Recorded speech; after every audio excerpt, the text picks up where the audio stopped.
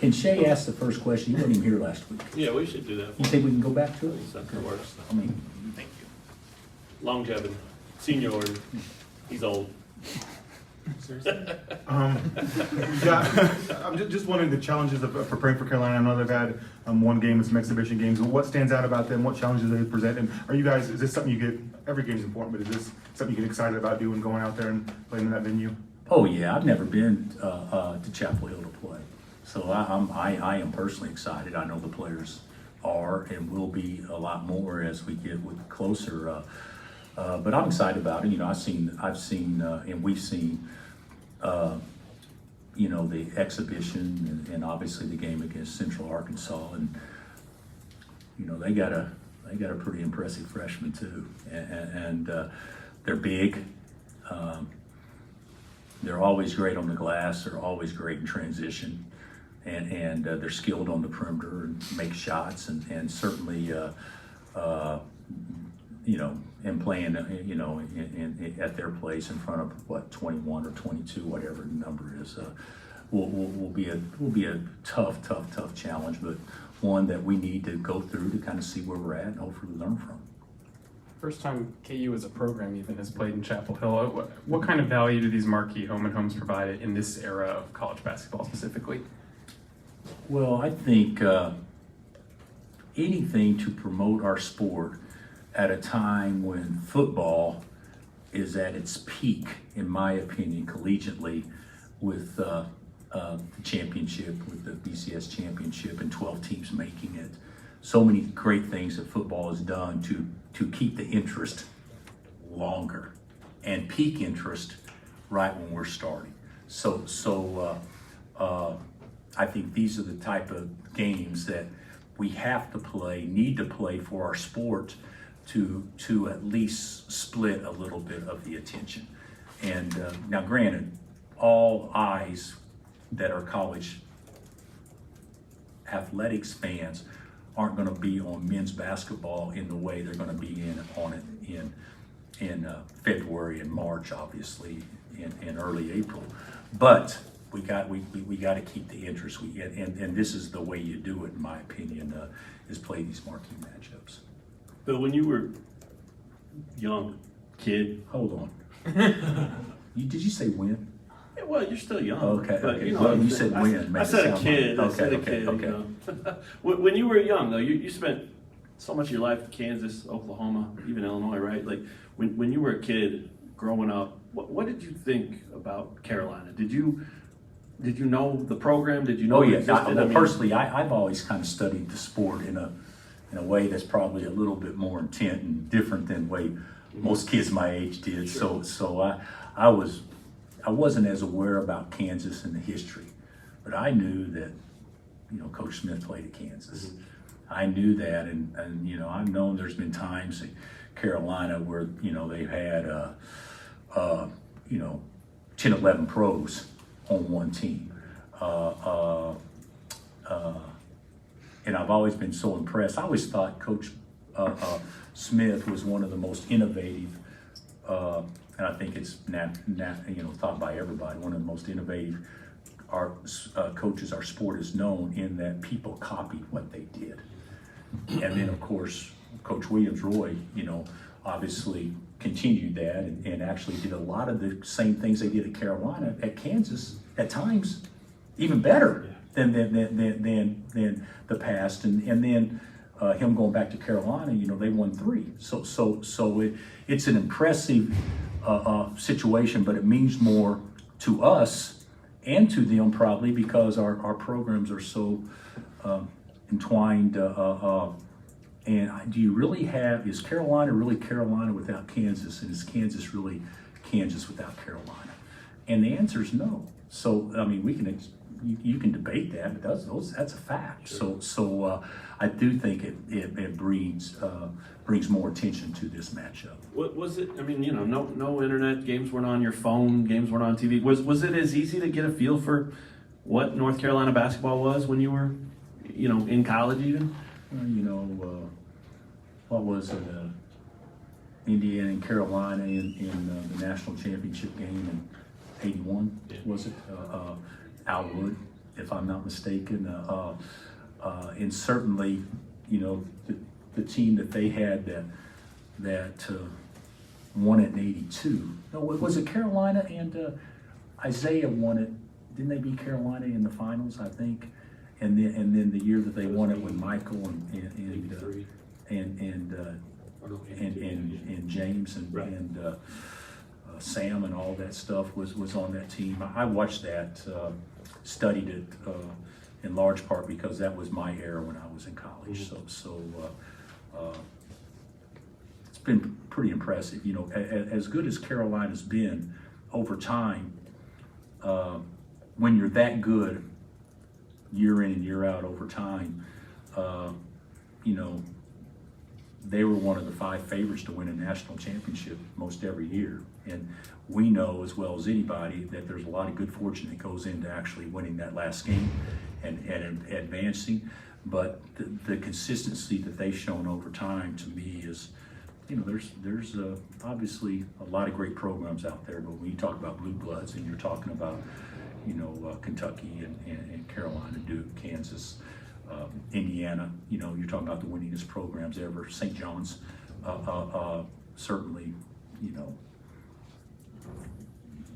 nobody can claim more history to our sport than what this aforementioned schools I just talked about. Does that UCLA. resonate with your guys? What No. do your players think going into this one? Well, they'll be excited to play, and they'll think Carolina, but they're not going to think Carolina the way I think Carolina. When I think Carolina, I'm thinking historical. Right. They're going to think Carolina as in this team or this moment. Yeah. So, Do you look back much at last year's game at all, or is that too far in the past to think much about it? I've watched it. I think we can look back and see how individuals for them played and how downhill Trimble was and a lot of different things like that. But the reality of it is they have a different team. We have a different team. So I doubt the way they try to play against us may be consistent in theory, but personnel and tweaking, I don't think they'll look like the same team that they had last year, just like I don't think we will either.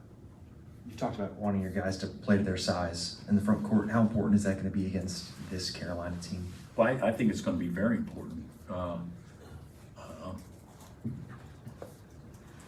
Caleb's probably off to as good a start as any freshman in the country. And he's, you know, I watched him the other night, and Carolina's got 12 points in the first 3 minutes of the game. And he's already got 4 dunks, you know, or whatever. It's impressive. And obviously their post guy, you know, he played well against us last year, you know, at Arizona, and in the Big 12 tournament game especially, and made some key plays. And then, you know, they got transfers and they're new. And I would think Hubert, I can't speak for Hubert, but I would think there's an element of excitement in their camp just because it is new and fresh and exciting. And I think that's kind of what we have too. So I see 2 similar teams that probably both don't know really how good we are yet, but both have a chance to be really good. When it comes to Darren and the cramping that's come up, how long has this been something that he's dealt with? Did you see it from him in high school? No. How concerning is it? It's concerning because, you know, we're not going to be near as effective, him playing, you know, 16 minutes a game, you know, but it's something that we don't anticipate being anything that lasts. But, you know, we're taking it serious and feel like that we're in better shape than we were obviously a week ago. Just to go off that, obviously Friday could be a game where he might need to play extended minutes. Is he feeling any better? Might need to play what? Maybe more minutes than. Yeah. I mean, I think he's averaged 23. Yeah, but there's not real minutes. Right. He played 14 minutes against Louisville and played 16 minutes the other night because second half, you know, he wasn't effective coming out. So to your point, extended minutes would be more than that. I'm seeing as extended minutes being in that 32 to 35 range. Yeah. And with Cole, obviously I know his shot's not falling right now, but he's rebounding and keeping balls alive. Do you like what you've seen with him? I mean, do you worry about him maybe forcing things, or is he not maybe there yet? I like his aggressiveness. I love him as a player. I think he tries really hard. He competes. He wants to get better. The ball's not going in the hole like it was earlier, in large part because I think he's too amped up and too excited, and he probably needs to, slow down a little bit. I think he's playing sped up, and when you play sped up, obviously you don't shoot it as well. But he will. I mean, don't you anticipate all guys first time the lights come on being in that situation for the most part, unless your name's Peterson. So. Was he able to go today, and is he frustrated at all? Yeah, during practice today. I didn't sense frustration on his face or anything, but yes, he practiced today and last night too. So it's looking a lot better since the game. As far as him being out there, well, he was out there in the game. I can't predict what's going to happen after he goes extended period of time or whatnot. But he's been out there, so haven't seen any issues. What do you think of them adding an international player this week? Yeah, I don't know the exact reasons for that. It was NCAA eligible, but Carolina had to clear him. Am I right on that? But he's an impressive guy. He comes in right off the bat and he doesn't hesitate, and he's pulling it from deep. And obviously he's a guy that can stretch it and also very skilled. So that'll certainly make their team better. When Roy was their coach, did you guys ever discuss a home and home? No. I don't know that would have been the right thing to do anyway. It would suck for him, and it would suck for me. So if that's the case, then probably not a great combination to decide to play home and home. But I do think, it's different with Hubert, and I think the fact that we met up a couple of years ago in a big game, I think adds to it a little bit, because that was a coin flip game, as everybody knows, and so that it certainly maybe adds to the intrigue of the game. Could you envision continuing more home and homes with them? I would love to. We've talked about that. I think that would be great, but it's also got to fit for them. How many games is the Big 12 going to play in league next year?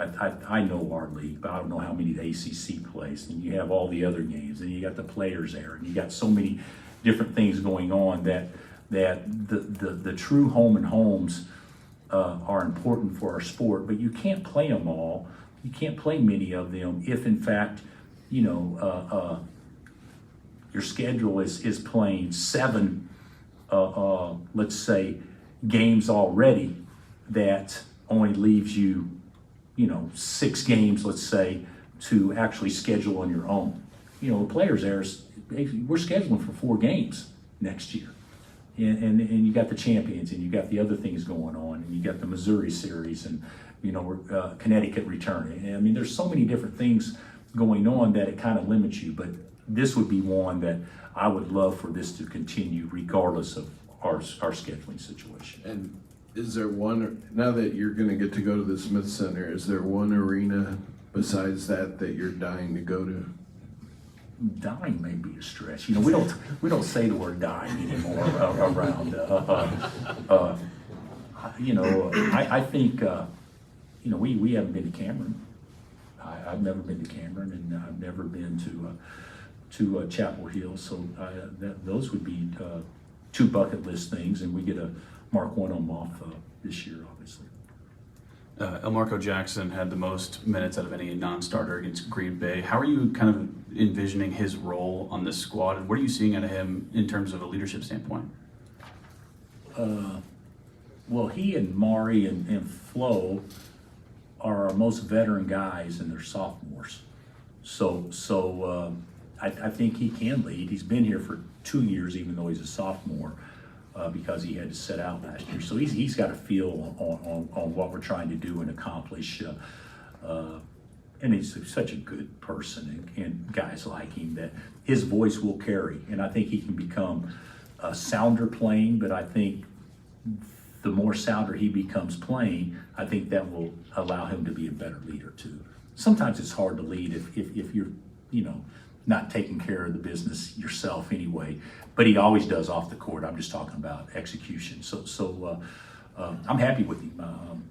Right now, I see him as the first guard off the bench, and I see him, whoever's playing the best stays in the game. So basically a six starter type guy.